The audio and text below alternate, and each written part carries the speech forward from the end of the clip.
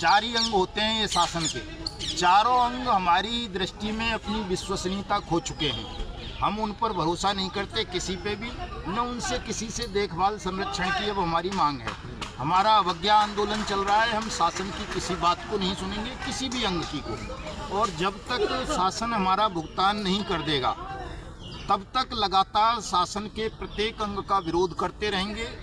और एक दिन इतनी ताकत जुटाएंगे कि हम बिना किसी चुनाव के, बिना किसी संवैधानिक व्यवस्था के इस पूरे बेईमान शासन के तमाम अंगों सहित उखाड़ के फेंक दें, मिट्टी में मिला दें और एक नई शासन व्यवस्था हिंदुस्तान को दें जो वास्तव में लोकराज हो, लोकतंत्र हो, जनता की ताकत हो, जिसमें नागरिक सर्वोच्च हो और ये सब जो शासन की कुर्सियों पर बैठे हुए लोग हैं ये सब अपने आप को नौकर की हैसियत में ले आए। आजाद जी, आपने कहा सवाल यही था कि हम उखेड़ कर फेंक देंगे। जनता किस पर विश्वास करे? जो नई सत्ता आती है, नई पार्टी आती है, वादे करती है साथ देंगे, सत्ता आते ही पलट जाते हैं, फिर वही का वही होता है, गरीब फिर भी पिसता है। तो कैसे आप उसको? मैं राजनीतिक दलों की पत्रकार से बात ही नहीं कर रहा, मैं जनता शासन, जनता सरकार की बात कर रहा हूँ। मैं पॉलिटिकल किसी को तो एक मुखिया बनाना मैंने कहा मैं किसी संवैधानिक व्यवस्था को नहीं मानूंगा, किसी कानून को नहीं मानूंगा।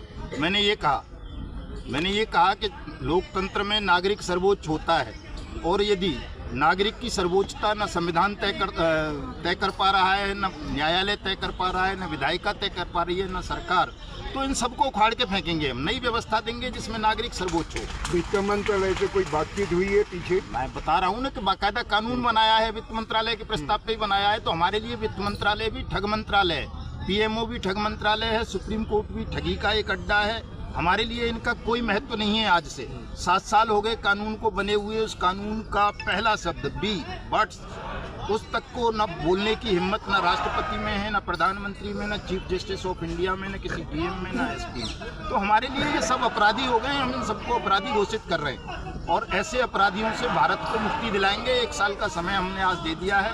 1 साल के अंदर अंदर हम इतनी ताकत जुटा लेंगे, राष्ट्र को जागरूक कर लेंगे, पूरे राष्ट्र को एकजुट कर लेंगे कि इनको बिना किसी तीर के, तमंचा के, गोली के, मतदान के, बिना किसी बम के हम उखाड़ कर फेंक सकें, मिट्टी में मिला सकें और हिंदुस्तान को इन बेईमानों के, ठगों के खूनी पंजों से आज़ादी दिला सकें। Thank you.